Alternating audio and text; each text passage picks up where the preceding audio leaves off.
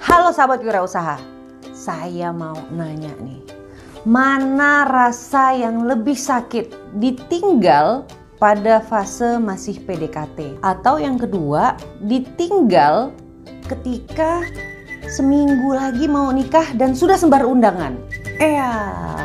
Pasti jawabannya lebih sakit yang kedua kan? Udah sebar undangan, udah dikit lagi mau nikah, nggak jadi. Nah, kurang lebih kayak gitu jualan online. Kita udah capek-capek cari keunggulan, bikin tagar yang baik, orang udah klik, udah chat, udah pengen beli, gara-gara sulit membayar, jadi batal beli. Sakitnya tuh di sini, teman-teman. Nah, maka dari itu teman-teman penting untuk tahu bahwa di ujung transaksi ini apa sih alasan yang biasanya membuat orang yang sudah desire, punya hasrat untuk membeli produk kita, batal membeli. Yang pertama, bisa batal karena kita hanya menerima pembayaran tunai. Bagaimana ketika pada saat itu konsumen hanya punya kartu atau cuma punya handphone yang bisa diandalkan untuk transfer? Itu kalau kita nggak bisa terima transfer, gagal deh tuh penjualan. Yang kedua, kita hanya punya satu rekening dan mungkin rekening itu bukanlah rekening yang umum dimiliki oleh banyak orang. Sehingga harus terkena biaya transfer antar bank yang jumlahnya itu Rp6.500 ya kalau tidak salah.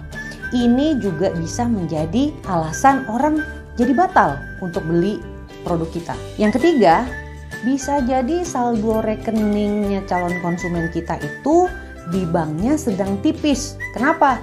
Karena sudah dia pindahkan atau dia sudah top up ke dompet-dompet digital mereka seperti GoPay, OVO, Link Aja, dan lain-lain. Nah, sehingga mereka akan bertanya, bisa nggak bayar pakai OVO atau GoPay?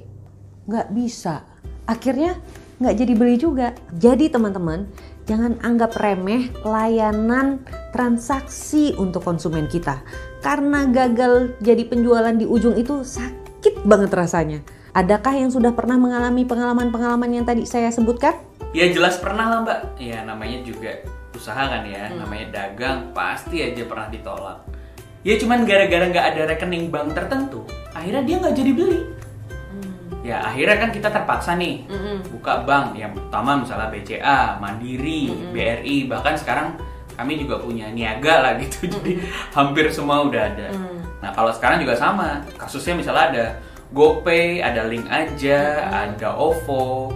Nah itu sekarang kita punya semua. Kenapa?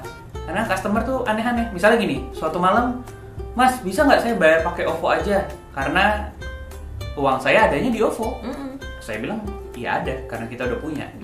Coba bayangin, misalnya kita nggak bisa terima OVO atau nggak terima Link Aja. Bisa jadi model-model customer yang kayak gini malah pergi. Memang saat ini pilihan ada beberapa rekening dan beberapa metode pembayaran itu menjadi salah satu yang harus kita punya gitu ya. Kalau Mbak Meka pengalamannya gimana? Gagal jadi penjualan di ujung waktu mau transaksi? Iya Mbak Dewi, aku juga pernah tuh pas pameran jadi kehilangan beberapa penjualan gara-gara kita belum punya barcode QRIS Bank Indonesia. Jadi kita nggak bisa menerima pembayaran dari beragam dompet digital. Waktu itu tuh kita baru punya satu dompet digital aja ya. Terus yang dimiliki sama konsumen tuh beda. Makanya kita sekarang di gerai offline kita punya tuh fasilitas QRIS dari Bank Indonesia. Kalau saya dulu kebiasaannya tuh selalu minta bukti transfer kepada konsumen yang sudah membayar DP. Maka dari itu biasanya saya datang ke ATM untuk ngecek transferannya itu masuk atau belum. Nah karena nggak mau repot terus-terusan ngecek di ATM, saya datang ke bank terdekat untuk membuat yang namanya internet banking dan mobile banking. Melalui internet banking dan mobile banking, saya lebih cepat mengkonfirmasi pembayaran dari konsumen. Selain itu, internet banking biasanya saya gunakan untuk mengunduh yang namanya mutasi rekening. Bisa dalam bentuk PDF ataupun bentuk file Excel. Jadi sangat memudahkan ketika saya pengen ngecek transaksi yang ada di rekening tersebut. Dan untuk itulah makanya saya pada akhirnya membuat rekening khusus hanya untuk bisnis yang dia tidak tercampur dengan rekening pribadi saya. Kenapa? Ya tadi, karena saya bisa mendownload mutasi dari rekening tersebut dan mutasi tersebut itu bisa mencerminkan aktivitas keuangan di bisnis kita. Ada berapa uang masuk, ada berapa uang keluar, dan kemana itu bisa kita tracking di mutasi tersebut. Saya sepakat banget nih sebenarnya sama Mas Imam. Kalau UMKM mau maju itu benar-benar harus menyempatkan diri untuk membuka rekening yang berbeda antara rekening pribadi dan rekening usaha. Supaya aktivitas bisnisnya benar-benar tercatat dan lebih lancar. Kan bisa tuh kalau misalnya satu bank terus punya 2 rekening meskipun dua-duanya atas nama pribadi. Tapi untuk meningkatkan juga kepercayaan dari konsumen, juga kepercayaan dari partner-partner kita juga memproses tuh rekening kita atas nama CV. Kebiasaan kami juga berusaha untuk tertib mengelola keuangan. Jadi sebenarnya pada saat sejak awal-awal nih, saya juga sudah berusaha untuk menentukan gaji untuk diri sendiri. Tapi ingat ya, sesuai sama kemampuan usaha kita. Nah ini bisa ditambahin lagi sebenarnya dengan beberapa fasilitas. Misal, owner bisa nih biaya pulsanya dibayarin sebagai biaya marketing atau biaya komunikasi. Bensinnya juga bisa dibayarin sebagai biaya transportasi untuk menjalankan usaha kita yang itu bisa dibebankan kepada perusahaan. Begitu omsetnya bertambah, sebenarnya gaji untuk diri sendiri juga bisa bertambah sesuai kemampuan usaha ya. Bisa nggak sih teman-teman sebenarnya kalau kita misalnya mau mengambil hasil usaha lebih banyak lagi? Bisa banget sebenarnya, jawabannya itu bisa. Tapi kita juga harus berpikir lagi, pilihan kita sih untuk menginvestasikan kembali dana lebih itu ke perusahaan supaya modalnya bertambah, jadi perputaran usahanya juga bisa lebih besar. Nah buat usaha ini juga sebaiknya punya tabungan. Tabungan ini benar-benar kalau kita rasain ya di saat pandemi ini bisa menolong coklat dalam untuk bisa bertahan lebih lama sampai hari ini. Saya setuju banget nih sama Mbak Maika yang memang kita sebagai pemilik usaha harus memisahkan rekening pribadi dan rekening usaha. Nah, bikin rekening juga mudah karena teman-teman yang masih jauh dari akses perkotaan yang memang ada cabang bank tersebut, sekarang sudah banyak tuh sebuah fasilitas yang namanya Laku Pandai. Nah, agen-agen Laku Pandai ini biasanya banyak tersedia di daerah-daerah, bahkan mungkin seperti warung-warung kecil itu berafiliasi dengan Laku Pandai ini. Terima kasih Mister sudah menyebutkan tentang agen Laku Pandai kepada teman-teman. Informasi ini bermanfaat sekali khususnya bagi teman-teman kita yang tinggal di area yang jauh dari kantor-kantor cabang bank untuk membuka rekening pertama ataupun untuk mendaftar langganan pelayanan mobile banking dan internet banking. Agen Laku Pandai ini ketersediaannya sangat jauh lebih banyak. Saat ini tercatat lebih dari 350.000 loh agen Laku Pandai tersebar dari Sabang sampai Merauke. Padahal kantor cabang bank itu totalnya hanya sekitar 35.000. Saya ingin memberi tips tambahan kepada teman-teman yang transaksi usahanya masih pakai uang tunai. Rajin-rajinlah untuk setor uang hasil penjualan ke ATM setor tunai atau melalui agen-agen Laku Pandai ini untuk membangun rekam jejak transaksi di rekening kita. Misalnya hari ini penjualan 1 juta, langsung setor 1 juta. Setelah tersetor, langsung ambil lagi pakai ATM 900.000 pun nggak apa-apa. Yang penting datanya sudah masuk dan tercatat di transaksi perbankan kita. Pada saat narik, usahakan yang ditarik lebih kecil loh ya daripada yang disetor. Kenapa? Sebagai bisnis kan kita perlu membuktikan bahwa kita berhasil memutarkan uang dan melalui bisnis kita sehingga bisa menghasilkan surplus.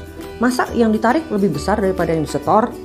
Membangun rekam jejak berupa mutasi rekening tersebut akan sangat membantu teman-teman jika suatu saat nanti ingin mengakses modal.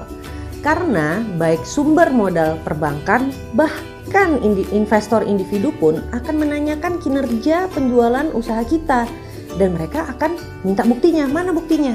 Nah, untuk itulah kita perlu rajin-rajin setor baik melalui ATM setor tunai maupun melalui agen Laku Pandai. Teman-teman perlu banget nih untuk mengerti dengan ragam akses modal khususnya pinjaman agar tidak terjerat dengan sumber-sumber modal yang merugikan. Pertama, Pemerintah memiliki beberapa program kredit untuk membantu UMKM.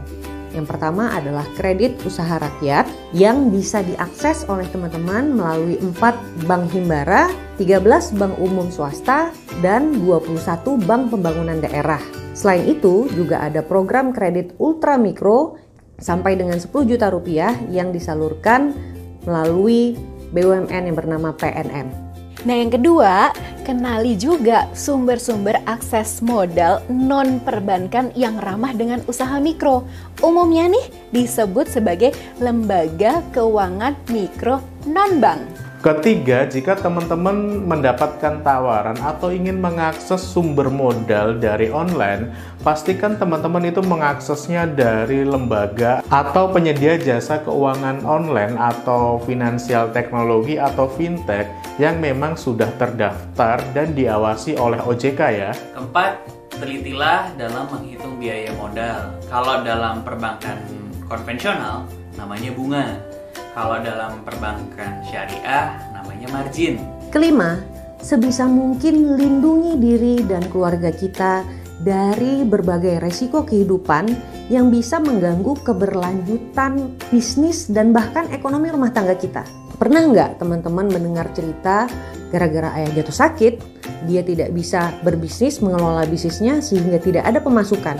Mereka bahkan harus merogoh tabungan yang bertahun-tahun telah dipupuk. Bahkan sampai harus menjual aset berupa tanah ataupun rumah untuk mendanai biaya rumah sakit. Padahal resiko seperti ini bisa kita cegah melalui mengikuti program asuransi. Nah, asuransi yang paling standar adalah program BPJS Kesehatan. Dengan mengikuti program asuransi, mayoritas biaya rumah sakit akan dapat ditanggung oleh perusahaan asuransi. Jadi, kalau kita mau bisnis kita dapat lebih berlangsung dengan lebih terjamin, sudah saatnya kita perlu ikut program asuransi.